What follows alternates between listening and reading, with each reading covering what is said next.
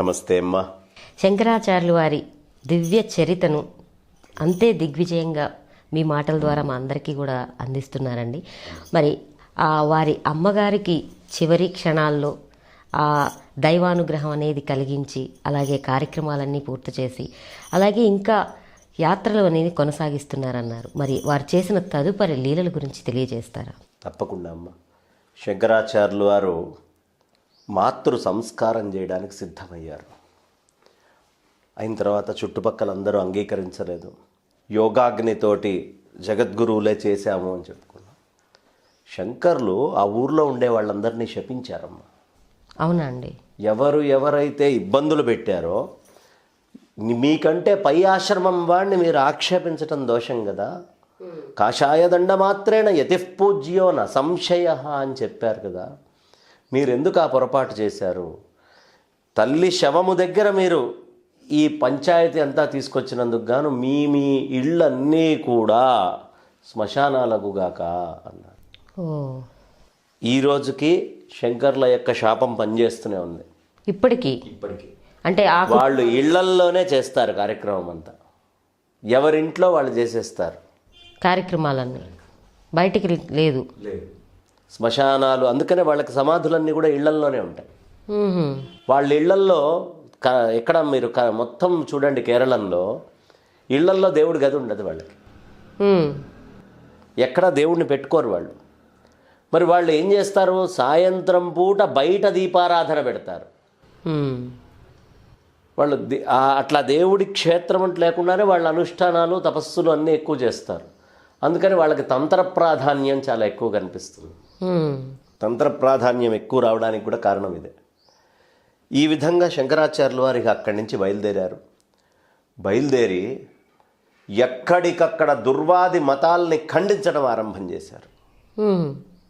ఇక దుర్వాది మతాల్ని ఖండించడమే వారి యొక్క ప్రధానమైనటువంటి లక్ష్యంగా పెట్టుకున్నారు.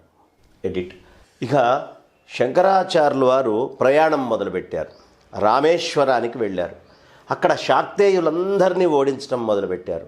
అక్కడి నుంచి భవానీ ఉపాసకుల్ని, లక్ష్మీ ఉపాసకుల్ని, సారస్వతులు అనేటటువంటి వాళ్ళని, వామాచారం అంటే కేవలము మందు తాగటము, మాంసము, ఆ విధమైనటువంటి అర్చనలు చేస్తూ మైథునము ఇవన్నీ కలుపుకునేటువంటి వాళ్ళని వామాచారులు అంటారు. ఇక అక్కడి నుంచి పాశుపతుల్ని, వాళ్ళని ఉద్ధరించారు. వాళ్ళతోటి వాదన చేశారు. బాబు, ఇదిగో మీరు చేసుకునేటువంటి మతము నిజమైనటువంటి సర్వవ్యాపకమైన పరమాత్మలో ఐక్యం చేసేటటువంటిది కాదు.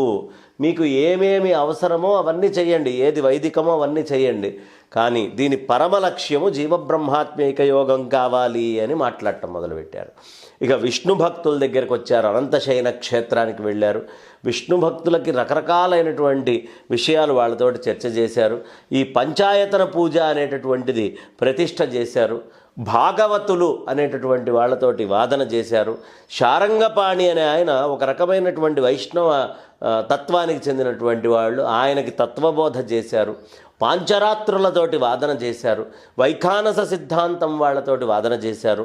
కర్మహీన శాఖీయులతోటి వాదన చేసి అందరి మీద గెలుస్తూ వెళ్ళిపోతూనే ఉన్నారు. ప్రతి వాళ్ళని ఒక్కసారి ఎన్ని నదులైనా సముద్రం దగ్గరికి వస్తే సముద్రంలో గెలిచిపోవాల్సిందే. శంకరుల వాగ్ధాటి ముందు వాళ్ళు ఎవరు తట్టుకోలేకపోయారమ్మా. అసలు తట్టుకోవడం చాలా కష్టం. అక్కడి నుంచి కర్మహీన శాఖీయులైపోయారు. హిరణ్యగర్భ మతానికి చెందిన వాళ్ళు, అగ్నిదేవతల్ని ఉపాసన చేసేవాళ్ళు, సౌరమతాన్ని ఉపాసన చేసేవాళ్ళు, గాణాపత్యులు, కేవలం గణపతే అనుకుండేవాళ్ళు, కాంచీపురంలో ఉండేటటువంటి వామాచారులు ఎవరైతే ఉన్నారో వాళ్ళని, తామ్రపర్ణి తీరానికి వెళ్ళి అక్కడ ఉండేటటువంటి వాళ్ళని, ఆంధ్రదేశానికి వచ్చి ఇక్కడ ఉండేటువంటి వాళ్ళని ఇచ్చేసి విష్ణు సహస్రనామ పారాయణాన్ని తిరుమలలో రాశారు ఆయన. అలా మళ్ళీ భైరవోపాసన చేసేటటువంటి వాళ్ళని, ఉన్మత్త భైరవోపాసన కర్ణాటకలో చాలా విశేషంగా చేస్తారు. అక్కడి నుంచి దేవుడు లేడు, అంతా కేవలం ఈ భౌతికమైనటువంటి సిద్ధాంతం అనే చార్వాకులు ఎవరైతే ఉన్నారో ఆ చార్వాకులందరినీ కూడా కూర్చోబెట్టి వాళ్ళందరినీ ఓడించారు. వాళ్ళందరి యొక్క దగ్గర కూడా మళ్ళీ ధర్మమతాన్ని స్థాపన చేశారు. ఇక పీనకాయుడు, క్షపణకుడు, జైనమతస్థులైతే చాలా విస్తృతంగా జైనం ఉండేది. ఉజ్జయిని అనేటటువంటి పేరు దానికి రావడానికే జైనరాజు ఆధీనంలో ఉండేది. వాళ్ళని ఓడగొట్టారు.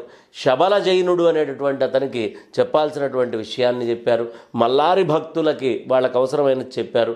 విశ్వక్సేన మతానికి సంబంధించినటువంటి వాళ్ళకి యోగ్యమైనటువంటివన్నీ విశ్వక్సేన ఆలయానికి వెళ్ళి అక్కడ చెప్పారు. మన్మథమతస్థులు అని ఉండేవాళ్ళమ్మ. వీళ్ళు మన్మథోపాసన చేస్తూ ఉండేవాళ్ళు.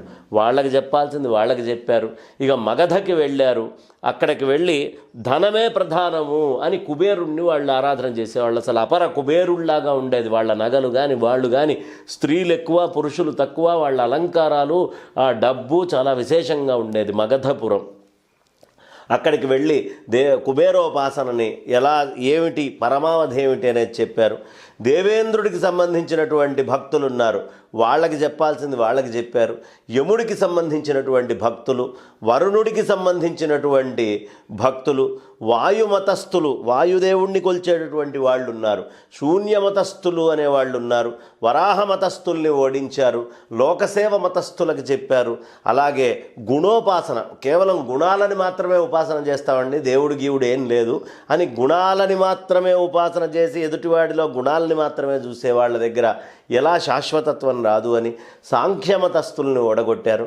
కాపిల మతస్థులమ్మ, వాళ్లతోటి కూడా ఓడగొట్టడం అనేది జరిగింది. ఇక పరమాణువాదులు, అయ్యా ఈ ప్రపంచమంతా పరమాణువులతోటే పుట్టింది, పరమాణువులే సర్వస్వము అని చెప్పేటటువంటి వాళ్ళు, అగ్నిమతస్థులైనటువంటి వాళ్ళని చేశారు. పృథ్వీ మతస్థులు, కేవలం భూమే మాకు సమస్తమని ఆలోచించేవాళ్ళు. అక్కడి నుంచి కర్మవాదులు ఎవరైతే ఉన్నారో కర్మే అన్నిటికంటే గొప్పది అని చెప్పేవాళ్ళు. చంద్రమతస్థులు, కుజాది గ్రహోపాసకులు, కాలదేవ ఉపాసకులు అయినటువంటి క్షపణకుడు, కాలాన్నే వాళ్ళు ఉపాసన చేస్తారు, కాలం తప్ప వాళ్ళకి ఇంకోటి లేదు. అలాగే పితృమతస్థులు, గయశేష భక్తులు, అలాగే చాలా విశేషంగా గయా అనేటటువంటి ప్రదేశానికి వెళ్ళి అక్కడ శేషము అనేటటువంటి చేసేవాళ్ళు. అలాగే రకరకాలైనటువంటి సిద్ధోపాసకుల్ని ఓడించారు, గంధర్వోపాసకుల్ని ఓడించారు, భేతాళ మతస్థుల్ని ఓడించారు. గోకర్ణ క్షేత్రానికి వెళ్ళి గోకర్ణ క్షేత్రంలో వైదికాన్ని పూర్తిగా ఇచ్చేశారు. శైవము అని సమస్తము చెప్పేటువంటి వాళ్ళని ఖండించారు. నీలకంఠుణ్ణి ఖండించారు. పాంచరాత్రులు అయినటువంటి వాళ్ళు శరీర చిహ్నాల గురించి మాట్లాడితే శరీర చిహ్నాల వల్ల ఏమిటి ప్రయోజనం అని వాళ్ళని ఖండించారు. అలాగే భట్టభాస్కరుణ్ణి శిష్యుడిగా చేశారు. అనేక రకాలైనటువంటిది మనకి అర్యుడు అనేటటువంటి ఒక జైన మతస్థుడు ఉండేవాడు, అతన్ని ఇచ్చేశారు.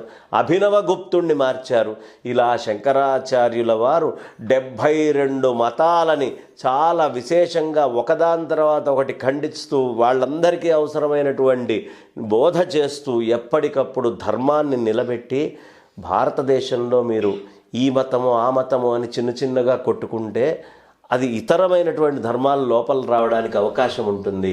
మీరు ఏమి ఆచరించినా మీ ఇష్టం వచ్చిన ఆచారం చేయండి, అది మీకు ఎప్పుడు జీవన్ముక్తినిస్తుందో అదే నిజమైనటువంటి మతము. నీకు ఆ బ్రహ్మానికి అభేదం అనే స్థితి ఎప్పుడు చెప్తుందో అదే నిజమైనటువంటి మతము అని చాలా అద్భుతంగా ఈ మతాన్ని అక్కడ బోధ చేయటము అనేది జరిగింది. ఆ మతాలన్నిటినీ కూడా శంకరాచార్యులు వారు ఖండిస్తూ వెళ్ళారమ్మ. ఇది సామాన్యం కాదు. ఇందులో రకరకాలైనటువంటి క్షుద్రోపాసకులు ఉంటారు. పక్కవాడి మతాన్ని ఈరోజు తిడితేనే చచ్చెట్టు కొడతారు. అంటే వాళ్ళకి చాలా హావభావాలు, ఆవేశాలు ఉంటాయి.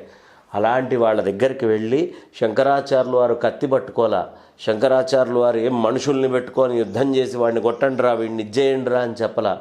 నీ సిద్ధాంతం ఏమిటి, నీ బుద్ధితోటి నీకు ఎంత తోస్తుందో అవన్నీ నాకు చెప్పు, అందులో ఉన్న దోషాలు ఏమిటో నేను చెప్తాను, ఒకవేళ నేను తప్పైతే నన్ను ఖండించు, నువ్వు తప్పైతే నువ్వు ఒప్పుకో అని ఒకళ్ళకొకళ్ళకి చక్కగా అవసరమైనటువంటి బోధ మొత్తం శంకరాచార్యులు వారు చేశారమ్మ. ఇది ఇండియా మొత్తం తిరిగారమ్మ. ఆయన తిరగనటువంటి ప్రదేశం అంటూ లేదు. మొత్తం భారతావనిని మొత్తాన్ని చుట్టుముడుతూ ఎక్కడ కాశ్మీరము, ఎక్కడ కర్ణాటకము, ఎక్కడ రామేశ్వరము, ఎక్కడ మధ్యప్రదేశు, ఎక్కడ హర్యానా, ఎక్కడ ఉత్తరాంచలు, ఎక్కడ పూర్వాంచలు, ఎక్కడ ఉత్తరాఖండ్ అంటే బదరి, కేదారు ఇట్లాంటి ప్రదేశాలు, ఎక్కడికి మధ్యప్రదేశంలో తమిళనాడుకి వెళ్తే తమిళనాడులో మొత్తం కనిపిస్తుంది మనకి.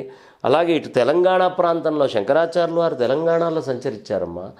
మనకి అనేకమైనటువంటి ప్రదేశాలు, క్షేత్రాల్లో తిరిగారు శంకర్లు. కాబట్టి శంకర్ల యొక్క పదస్పర్శ ఉన్నటువంటి భూముల్లో తెలంగాణ ఒకటి. ఆంధ్ర ఒకటి. ఇవన్నీ శంకరాచార్యులు వారు తిరిగి ఆ ప్రదేశాల్లో వారు చేసిన పనులన్నీ రికార్డ్ అయినాయి.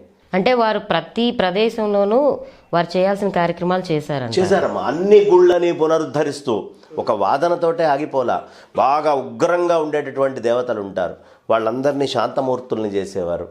అలాగే ఎవరెవరైనా సరే క్షుద్రోపాసనలు చేస్తుంటే వాళ్ళందరినీ మామూలుగా చేశారు. అంటే దేవతలని కూడా ఎలా ఉండాలి అని నియమించేవారమ్మా. అది వారి గొప్పతనం.